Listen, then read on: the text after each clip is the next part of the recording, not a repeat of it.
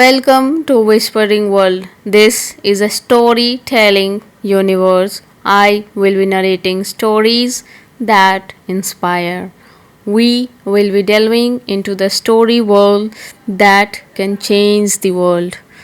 It is said people forget fact, but they remember stories.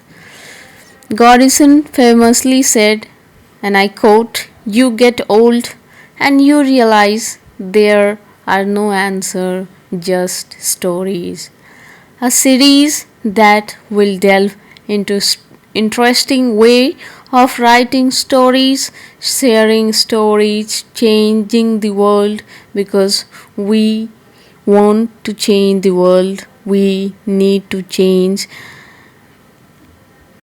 the stories that we tell to others and ourselves. I am really excited to embark on a new exploring world of stories. Today, in first of many, the story titled The Homecoming by Rabindranath Tagore. Here I began. The Homecoming. Fatih Chakrabarti was ringleader among the boys of the village. A new mischief got into his head. There was a heavy log lying on the mud flat of the river, waiting to be shaped into a mast for a boat. He decided that they should all work together to shift the log by main force from its place and roll it away. The owner of the log would be angry and surprised, and they would all enjoy the fun. Everyone seconded the proposal, and it was carried unanimously. But as the fun was about to begin, Makhan, Pratik brother, sauntered up and sat down on the log in front of them, all without a word. The boys were puzzled for a moment. He was pushed rather timidly by one of the boys and told to get up, but he remained quite unconcerned. He appeared like a young philosopher meditating on futility of games. Fatik was furious. "Makun," he cried, "if you don't get down this minute, I will thrash you." Makun only moved to a more comfortable position. Now, if Fatik was to keep his regal dignity before the public, it was clear he ought to carry out his threat. But his courage failed him at the crisis. His fertile brain, however, rapidly seized upon a new maneuver which would discomfort his brother and accord his followers an added amusement. He gave the word of command to roll the log, and Makhan would together. Makhan heard the order and made it point of honor to stick on, but he overlooked the fact, like those who attempt earthly fame in other matters, that there was a peril in it. The boy began to heave at the log with all their might, calling out, "One, two, three, go!" At the word go, log went, and with it went Makhan, philosophy, glory, and all. The other boys shouted themselves hoarse with delight, but Fatih was little frightened. He knew what was coming, and sure enough, Makhan rose from Mother Earth blind as fate and screaming like the Furies. He rushed at Fatih and scratched his face and beat him and kicked him and then went crying home. The first act of drama was over. Fatih wiped his face and sat down on the edge of sunken bars by the river bank and began to chew a piece of grass. A boat came up the landing, and a middle-aged man with grey hair and dark mustache stepped on shore. He saw the boy sitting there doing nothing, and asked him where the Chakravarti lived. Fatih went on chewing the grass and said, "Over there." But it was quite impossible to tell where he pointed. The stranger asked him again. He swung his legs to and fro on the side of walls and said, "Go and find out," and continued to chew the grass as before. But now a servant came down from the house and told Fatih his mother wanted him. Fatih refused to move, but the servant was the master on this occasion. He took Fatih up roughly and carried him, kicking and struggling in impotent rage. When Fatih came into house, his mother saw him. She called out angrily, "So you have been hitting Makhan again?" Fatih answered indignantly, "No, I haven't. Who told you that?" His mother shouted. "Don't tell lies. You have," Fatih said sullenly. "I tell you I haven't. You ask Makhan." But Makhan thought it best to stick to his previous statement. He said, "Yes, mother, Fatih did hit me." Fatih's patience was already exhausted. He could not bear this injustice. He rushed at the Makhan and hammered him with blows. "Take that," he cried, and that for telling lies." His mother took Makhan's side in a moment and pulled Fatih away, beating with him with her hands. When Fatih pushed her aside, she shouted out, "What, you little villain! You would you hit your own mother?" It was just at the critical juncture that the grey-haired stranger arrived. He asked what was the matter. Fatih looked sheepish and ashamed. But when his mother stepped back and looked at the stranger, her anger was changed to surprise, for she recognized her brother and cried, "Why, Dada, where have you come from?" As she said these words, she bowed to the ground and touched his feet. Her brother had gone away soon after she had married, and he had started business in Bombay. His sister had lost her husband while he was there. Visambar had now come back to Calcutta and had at once made inquiries about his sister. He had then hastened to seek her as soon as he found out where she was. The next few days were full of rejoicing. The brother asked after the education of the two boys. He was told by his sister that Fatih was a perpetual nuisance. He was lazy, disobedient, and wild. But Makhan was good as gold, as quiet as a lamb, and was very fond of reading. Miss Amar kindly offered to take Fatih off his sister's hand and educate him with his own children in Calcutta. The widowed mother readily agreed. When his uncle asked Fatih if he would like to go to Calcutta with him, his joy knew no bounds and said, "Oh yes, uncle," in a way that made it quite clear that he meant it. It was an immense relief to the mother to get rid of Fatih. She had a prejudice against the boy.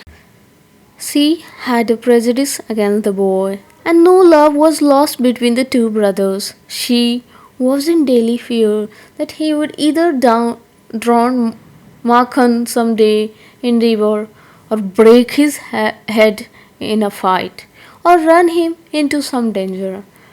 At the same time, she was little distressed to see Fatih's extreme eagerness to get away. Fatih, as soon as all was settled, kept asking his uncle every minute when they were to start.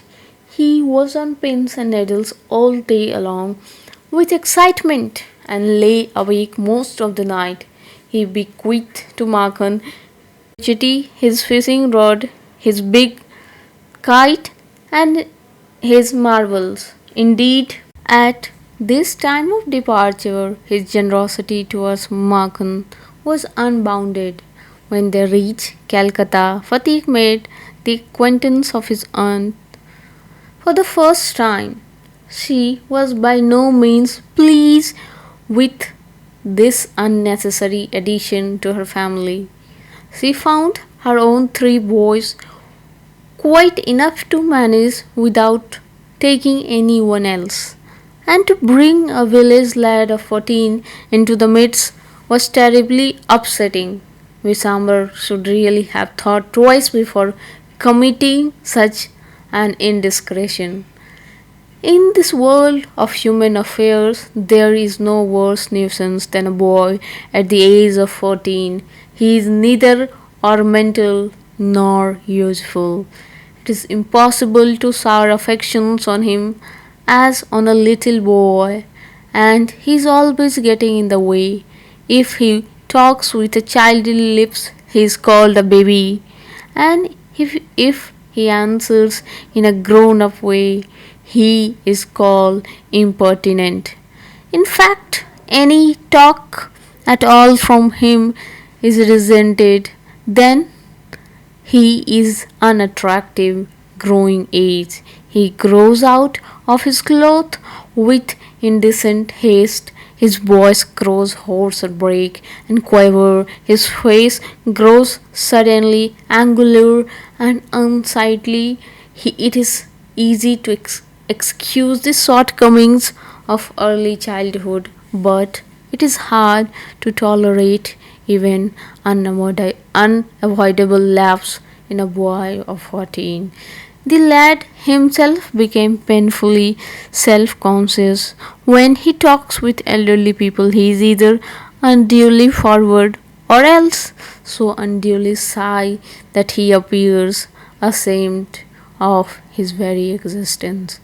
Yet it is at this very age when, in his heart of hearts, a young lad most crave for recognition and love, and he becomes the devoted slave of anyone who shows him consideration.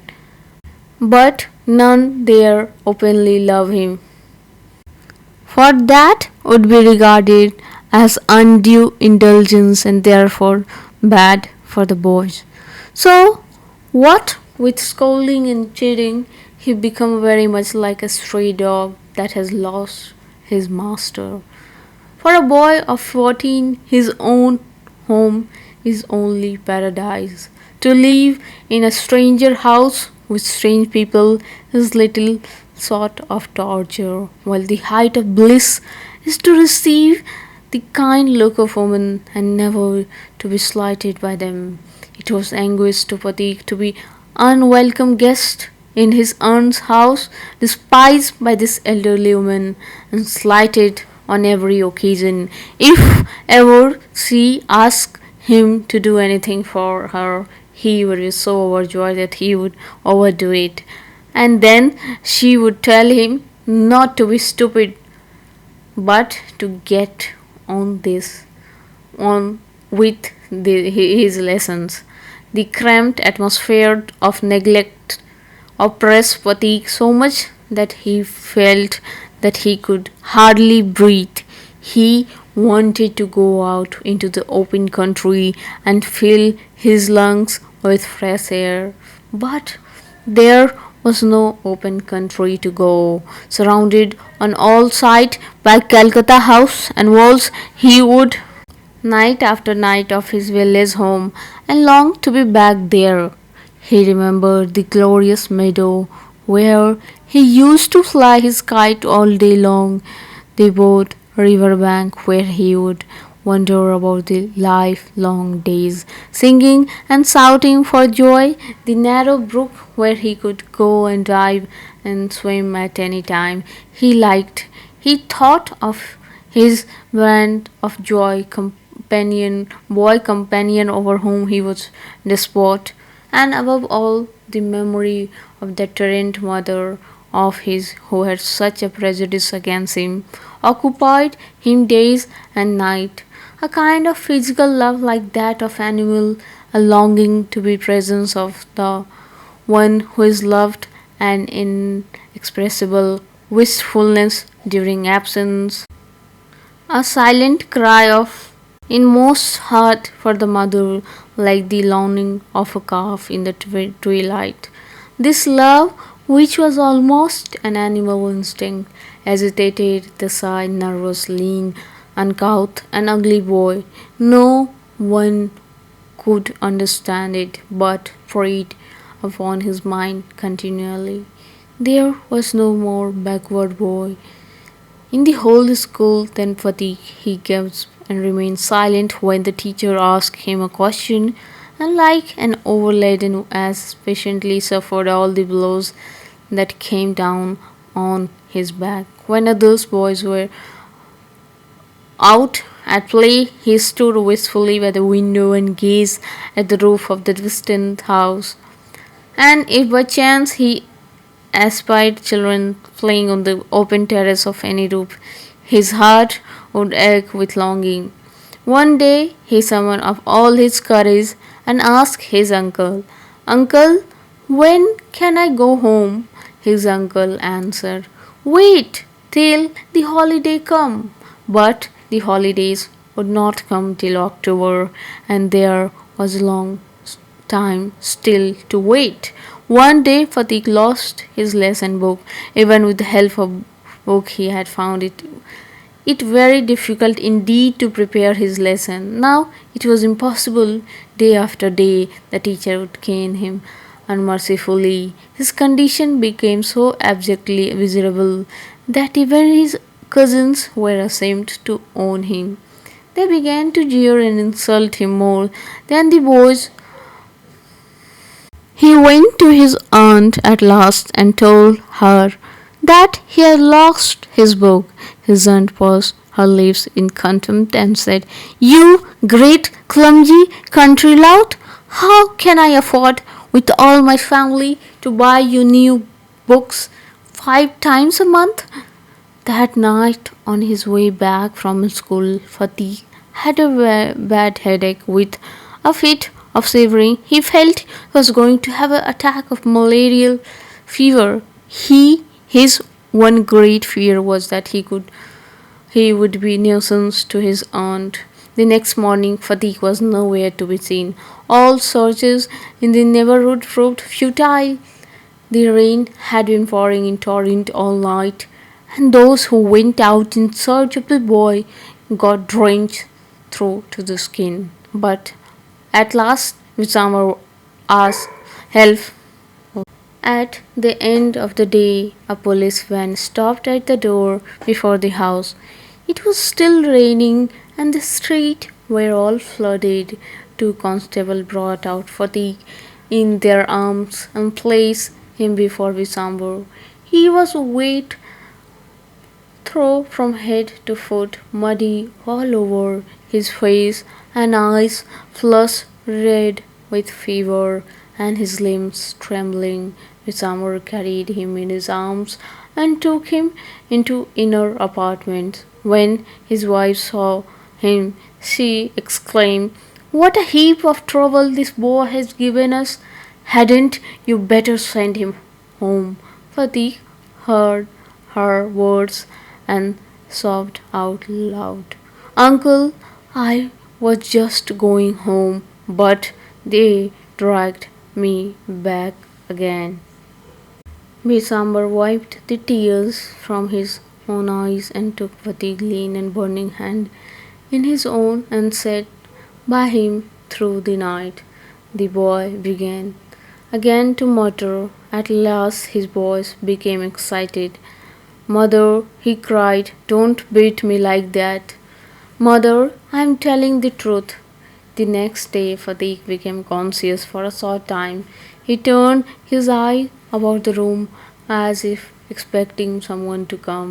At last, with an air of disappointment, his head sank back on the pillow. He turned his face to the wall with a deep sigh.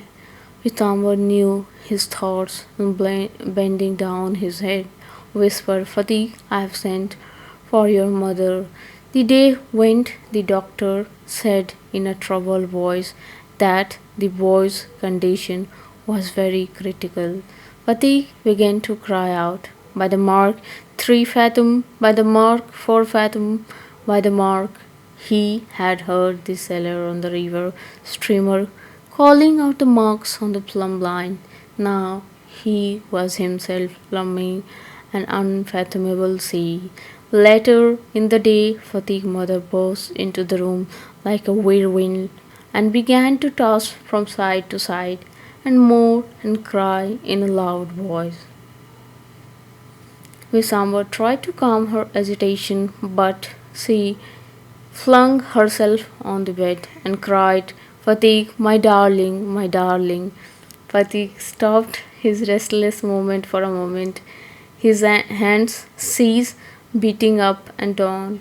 He said, Ah. The mother cried again, Fatigue, my darling, my darling. Fatigue very slowly turned his head and without seeing anybody said, Mother, the holiday have come. Thank you for listening patiently.